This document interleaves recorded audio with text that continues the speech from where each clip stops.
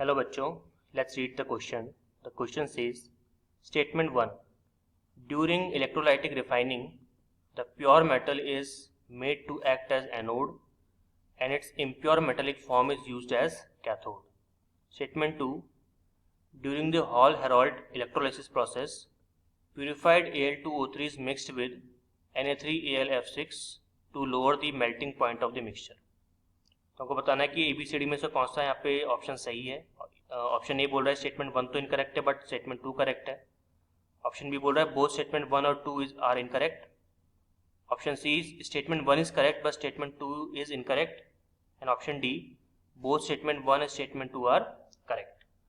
इस क्वेश्चन को सॉल्व करने से पहले अपन चेक कर लेते हैं इसका जो की कॉन्सेप्ट है वो क्या होना चाहिए. तो इस क्वेश्चन के लिए जो की कॉन्सेप्ट होगा दैट वुड बी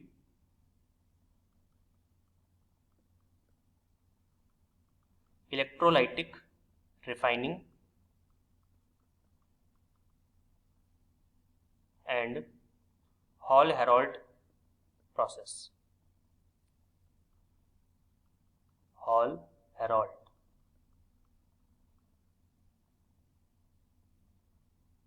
process. ठीक है, तो एक बार एक काम करते हैं, इस क्वेश्चन को सॉल्व करने से पहले इन दोनों को थोड़ा सा देख लेते हैं कि इलेक्ट्रोलाइटिक रिफाइनिंग क्या होती है, हॉल-हेरोल्ट प्रोसेस क्या होता है, कहाँ पे काम आता है. उसके बाद में अपन इस क्वेश्चन को सॉल्व करने की कोशिश करेंगे. ठीक है, चलिए. तो यहाँ पर अगर हम पहले बात करें इलेक्ट्रोलाइटिक रिफाइनिंग की,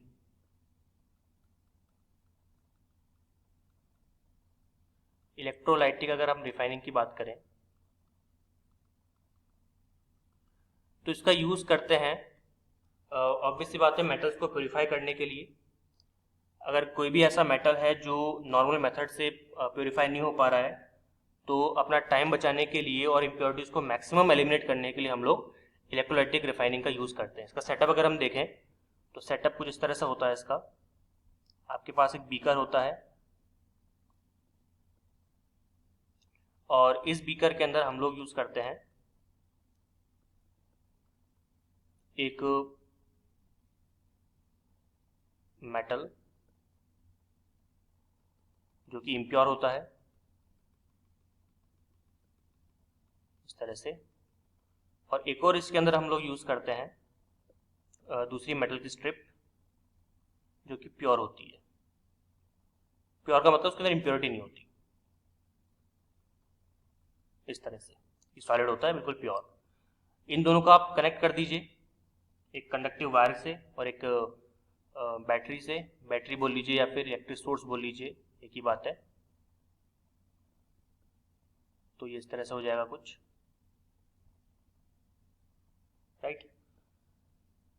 तो एक तरफ का होगा आपका पॉजिटिव, एक तरफ का होगा आपका नेगेटिव, और ये दोनों ही जो आपके इलेक्ट्रोड, जो दोनों ही आपके जो मेटल के स्ट्रिप्स है, एक इम्प्योर एक आपका प्योर, ये दोनों डूबे हुए होते हैं किसके अंदर,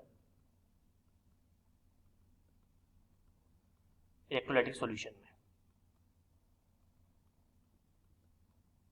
ये पूरा इलेक्ट्रोलाइटिक सॉल्यूशन है जो अपन यहाँ पर ड्रॉ कर रहे हैं. अपन रफली ड्रॉ कर रहे हैं तो हो सकता है डायग्राम थोड़ा सा आपको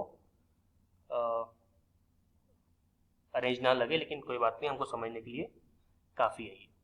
तो चलिए लेबलिंग कर लेते हैं इसकी. तो दिस इज योर आपका, ये क्या हो जाएगा आपका, दिस इज योर कैथोड. और कैथोड जो बनता है आपका वो हमेशा प्योर मेटल का बनता है, प्योर मेटल का. और ये है आपका anode, this is your anode. और एनोड बनता है आपका इम्प्योर का, इम्प्योर मेटल का, इम्प्योर मेटल. ठीक है. और ये आपका हो गया इलेक्ट्रिक सोर्स या फिर बैटरी बोल सकते हैं इसको, दिस इज योर बैटरी. और ये दोनों जिसमें डूबे हुए हैं this is called electrolytic solution, electrolytic solution. ठीक है. इसका मतलब क्या हुआ कि अगर जैसे सपोज कीजिए मैं एग्जांपल लेता हूं कॉपर का, I am taking example of copper. ठीक है. तो कॉपर का, अगर मुझे कॉपर को प्योरीफाई करना है, कॉपर का मुझे इलेक्ट्रोलाइटिक अगर मुझे रिफाइनिंग करनी है तो मुझे एनोड की तरफ क्या लेना पड़ेगा, इम्प्योर मेटल लेना पड़ेगा, यानी कि इम्प्योर मुझे कॉपर लेना पड़ेगा, मुझे लेना पड़ेगा इम्प्योर कॉपर. ठीक है। तो यहाँ पे आपका प्योर मेटल है, ये कोई सा भी हो सकता है, आप चाहो तो उसको प्योर कॉपर का ही ले लो, चलो ये कॉपर का ही हो गया प्योर, ये इम्प्योर हो गया, दिस इज इम्प्योर। और अगर मैं इलेक्ट्रोलाइट सोल्यूशन ले रहा हूँ तो यहाँ पे ले लेता हूँ मैं कॉपर सल्फेट, ठीक है। जब आप प्रोसेस स्टार्ट कर दोगे, जब प्रोसेस स्टार्ट हो जाएगी तो जो एनोड है, एनोड के नीचे आपको बहुत ज़्यादा मिलेगा इम्प्योरिटी, एनोड के नीचे आपको मिलेगी इम्प्योरिटीज इस तरह से, जो कि नीचे डिपॉजिट हो जाएंगी। ये सब इम्प्योर, मतलब कॉपर, जो इम्प्योर कॉपर था आपका, उसमें से जो इम्प्योरिटी निकल रही है वो नीचे डिपॉजिट हो रही है, और इसको अपन क्या बोलते हैं, इसको अपन कहते हैं एनोड मड, एनोड मड। तो ये पूरा सेटअप होता है। और एक्चुअल में यहाँ पे हो क्या रहा है, यहाँ पे जो इम्प्योर कॉपर है वहां से निकल रहे हैं आपके Cu2+ आयंस, ठीक है। और कहाँ पे जा रहे हैं, ये सारे Cu2+ आयन जा रहे हैं किसके पास में, कैथोड के पास में, ताकि सॉलिड कॉपर बन सके और बिल्कुल प्योरीफाइड कॉपर बन सके, प्योरीफाइड। तो अगर मैं इसके आपको रिएक्शन बता देता हूँ, रिएक्शन अगर मैं आपको बताऊँ तो एनोड पे क्या हो रहा होगा, एट एनोड जो आपका कॉपर है सॉलिड फॉर्म के अंदर, जो इम्प्योर कंडीशन में है, वो आपका डिसइंटीग्रेट हो रहा है किसके अंदर, Cu2+ में, और 2 इलेक्ट्रॉन इसका बाहर निकल रहा है, ये आ गया एक्वस फॉर्म के अंदर। और कैथोड पे क्या हो रहा होगा, एट कैथोड, कैथोड पर जो आपका Cu2+ आयंस है एक्वस सॉल्यूशन के अंदर, वो क्या कर रहे हैं, वो आपके इलेक्ट्रॉन गेन कर रहे हैं, ठीक है। और क्या बन रहे हैं, डिपॉजिट हो रहे हैं कैथोड के ऊपर सॉलिड फॉर्म के अंदर। So this is your impure copper and this is your pure copper. तो ये पूरी प्रोसेस होती है किसके अंदर, इलेक्ट्रोलाइटिक रिफाइनिंग के अंदर, विद रिएक्शन हमने यहाँ पे देख ली। अब फटाफट देख लेते हैं हम hall Herald process.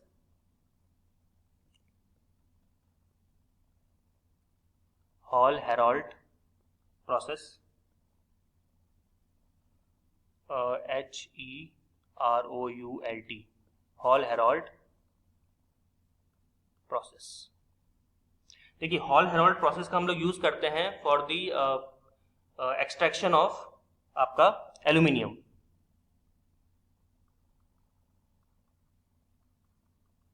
Extraction of aluminium के लिए हम लोग हॉल हेराल्ड प्रोसेस का यूज करते हैं। अब इसके लिए करना क्या होता है, इसके लिए एक छोटा सा सेटअप है, अपन इसको ड्रॉ कर लेते हैं। अगर छोटा सा सेटअप मैं यहाँ पे बनाऊं तो यहाँ पर आपके पास क्या होता है, इस तरह से, इस तरह से एक आपके पास में एक स्ट्रक्चर होता है, थोड़ा थिक होता है ये, इस तरह से थिक,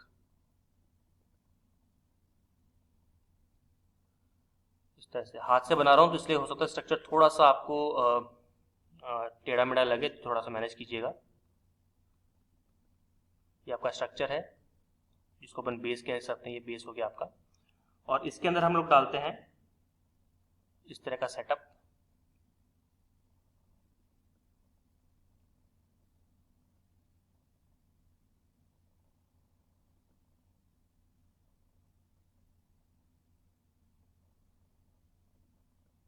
ये सेटअप हमने डाल दिया इसके अंदर, ठीक है। तो इसको अपन इस तरह से ज्वाइन कर देते हैं ऊपर, ये सारे आपके कनेक्टेड हैं कुछ इस तरह से।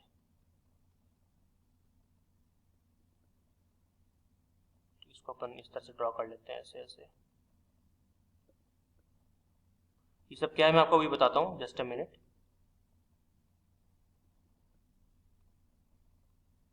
ओके चलिए। और ये जो आप देख रहे हो ना, ये इसको कहते हैं कॉपर क्लैम्प्स, ये जो आपके हैं इसको कहते हैं हम लोग कॉपर क्लैम्प्स, कॉपर क्लैम्प्स, ठीक है। यहां से आपका क्या निकलेगा, एक वायर इस तरह से, और यहां से निकलेगा एक वायर आपका जो कनेक्शन एस्टैब्लिश करेगा। और ये जो डूबा हुआ है, जो डिप्ड है, ये एक्वस सॉल्यूशन में डिप्ड है, इसको मैं इस तरह से ड्रॉ कर सकता हूं,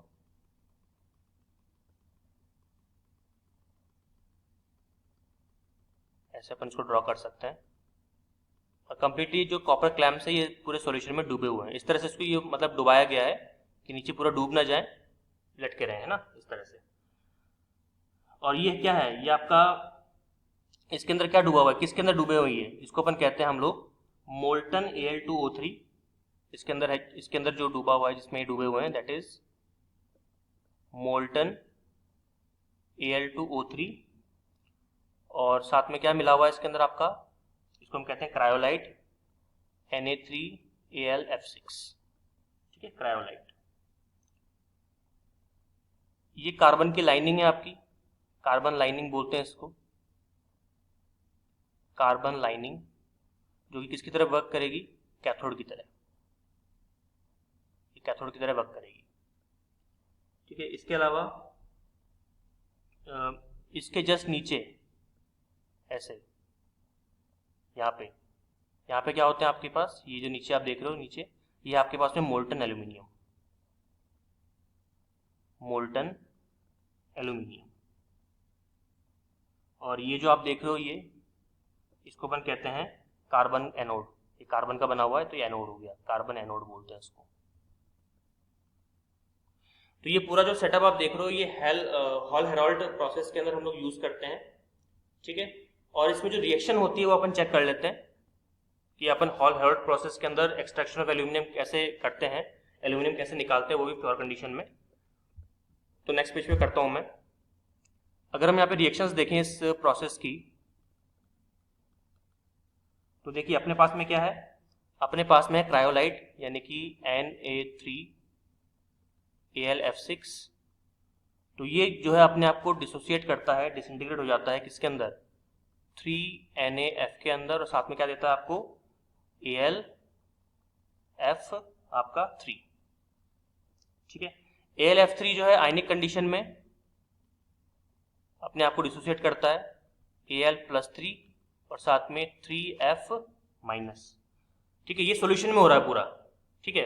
तो एनोड पे क्या होगा, तो अगर मैं एनोड की आपको रिएक्शन बताऊं कि एट एनोड क्या हो रहा होगा, तो एट एनोड पे क्या होता है, जो आपका Al2O3 है ये 6F के साथ में रिएक्ट करता है, और करने के बाद में क्या बनाता है, ये बनाता है Al(F3), 2Al(F3), और साथ में क्या मिलता है आपको, ऑक्सीजन की गैस 3/2O2, और कुछ मिलता है, यस, 6 इलेक्ट्रॉन भी बाहर निकल जाते हैं।